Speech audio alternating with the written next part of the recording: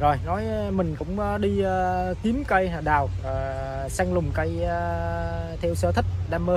Rồi, nói chung là anh em nào cùng sở thích mình thì giao lưu.